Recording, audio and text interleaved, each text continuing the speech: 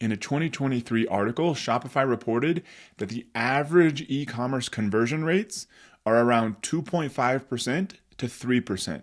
So if your conversion rate on your e-commerce sales funnel doesn't really apply to Amazon. Amazon's a whole different game. But on Shopify, whatever shopping cart funnel that you're using, if your conversion rate on the main place you're sending traffic to is less than 2%, that's where you need to focus. So for example, if you're running Facebook ads, that means you should be getting 2 sales for every 100 unique clicks from your Facebook ads. That's what you're targeting for as a bare minimum.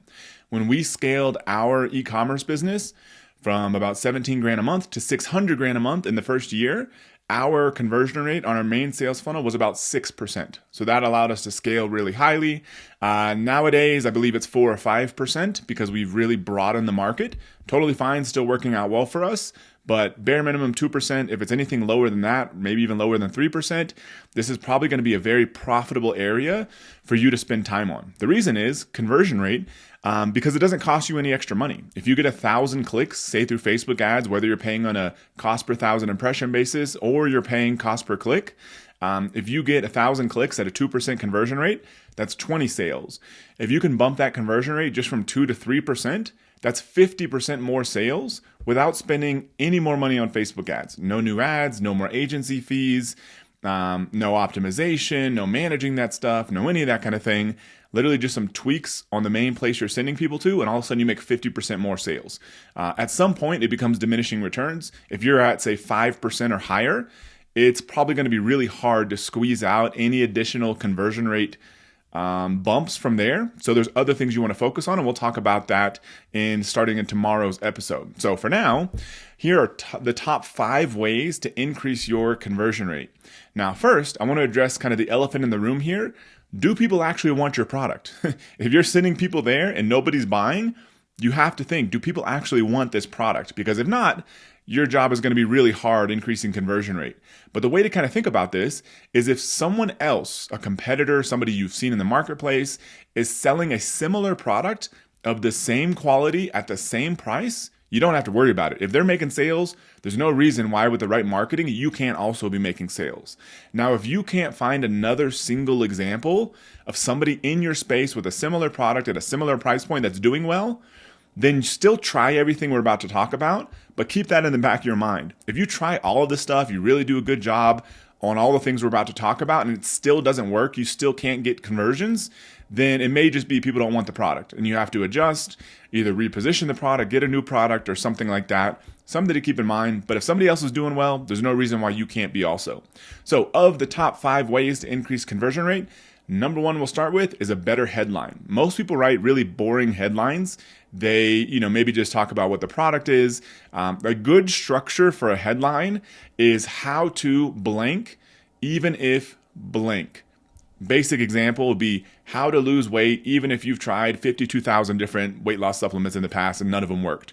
That's a decent structure to use. The main idea here is to focus on the benefit to the person. A lot of times people will include stuff in the headline that talks more about the company, that just gives some feature of the product. You really have to immediately hook people in with what are they going to get out of spending their 3 or 4 minutes reading your sales page or watching your sales video. What are they going to get out of that? Pick out the biggest single benefit in your product and put that in the headline. And another tip is to be as specific as possible. Most people, including copywriters that I've worked with, that have worked for me, a lot of times they write very vague stuff. They're not being specific with their copy. For example, on the weight loss example, a boring example would be how to lose some weight. Another better example would be how to lose 7 pounds in 3 days.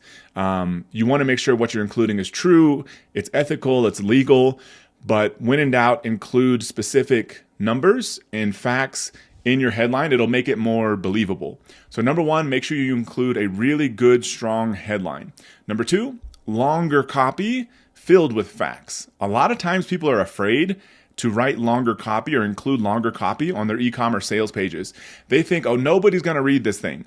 In general, longer copy is going to perform better than shorter copy. Not 100% of the time, but if you had to choose a default, I would go with longer copy. For example, our primary e-commerce sales page that at this point we've driven probably $40 million through in sales is about 12 pages long. I literally at one point copied all the content, threw it in a Google Doc just to see how long it is. It's about 12 pages long.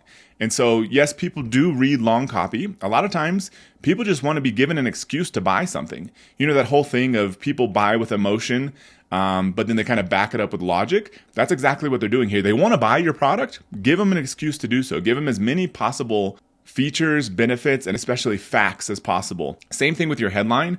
Be specific in your copy. For example, if you're selling a let's say yoga mat, you would include the exact dimensions of the yoga mat, including length, width, also the thickness of it. You would include the exact materials that it's made out of, the exact color. Don't just say blue, say the maybe more specific shade of blue.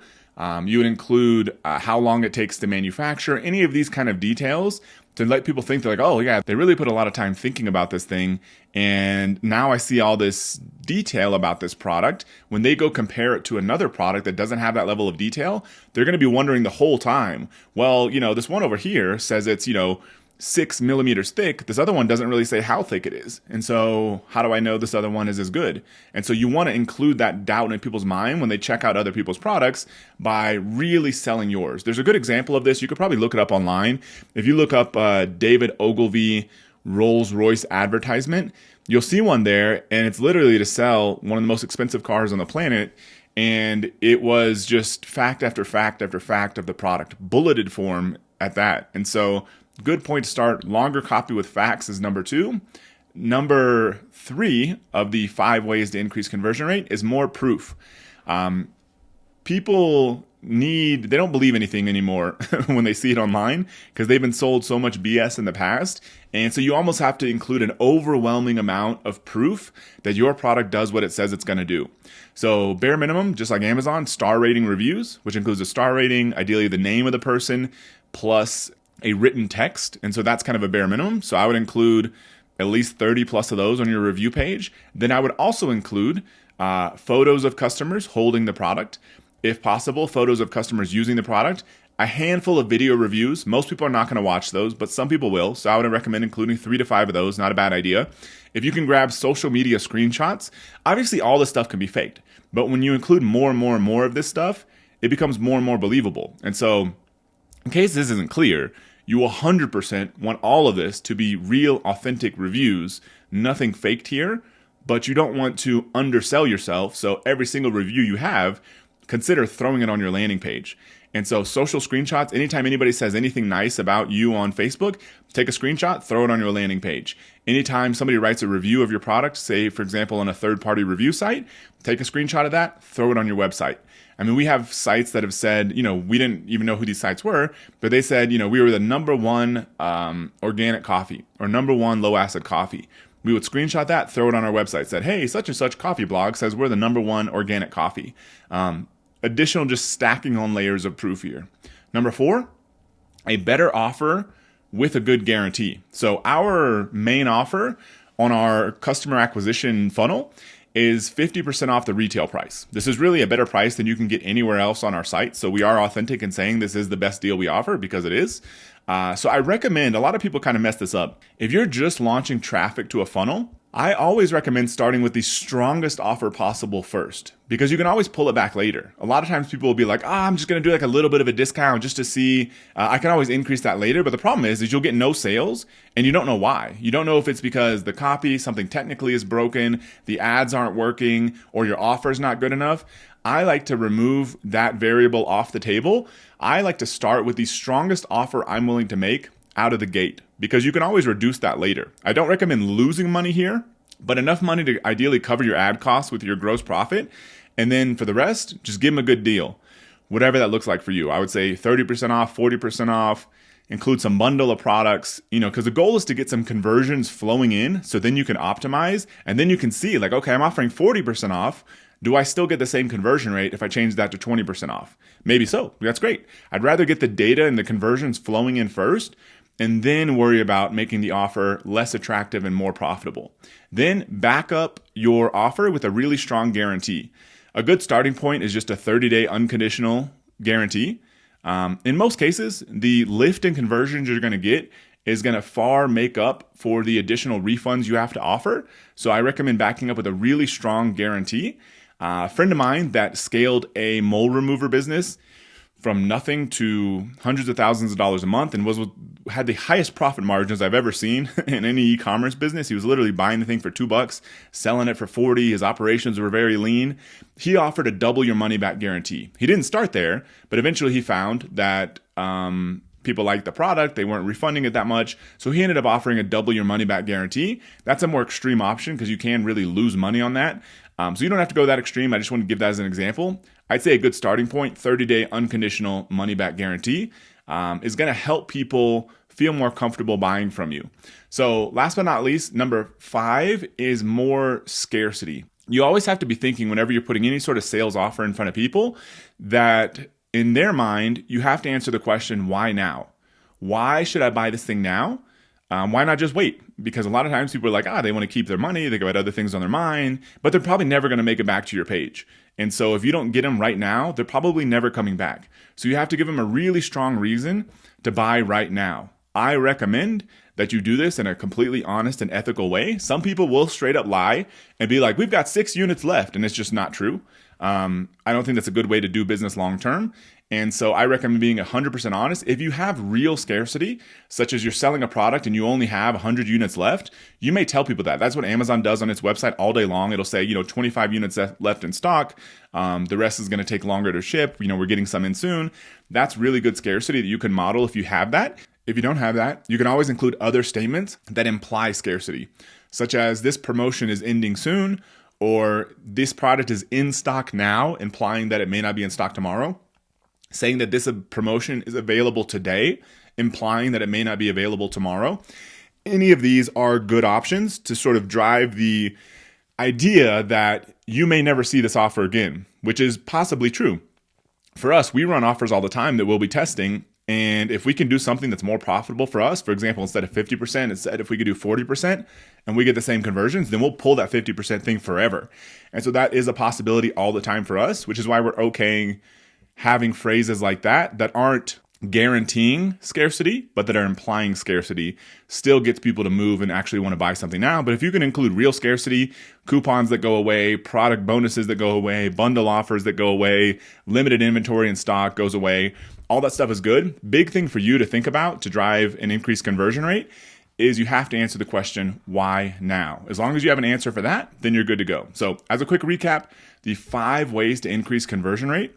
First, better headline. Second, longer copy filled with facts. Third, more proof. Fourth, a better offer with a really strong guarantee. And fifth, more scarcity.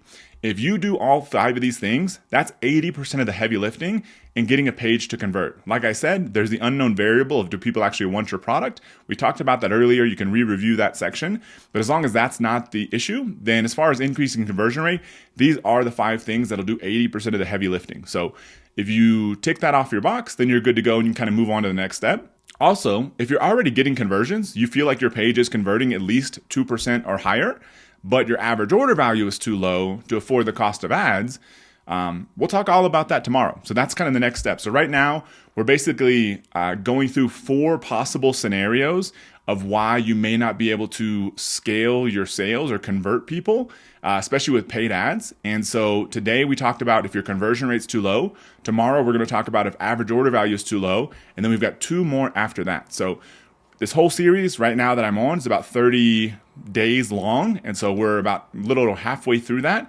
Is all about finding a massive breakthrough in an e-commerce business in 2024. So thank you very much for listening. I appreciate your support. If you're not subscribed yet, please subscribe on your favorite podcasting platform or to my YouTube channel. You just look me up under Matt Clark, and I'll see you tomorrow.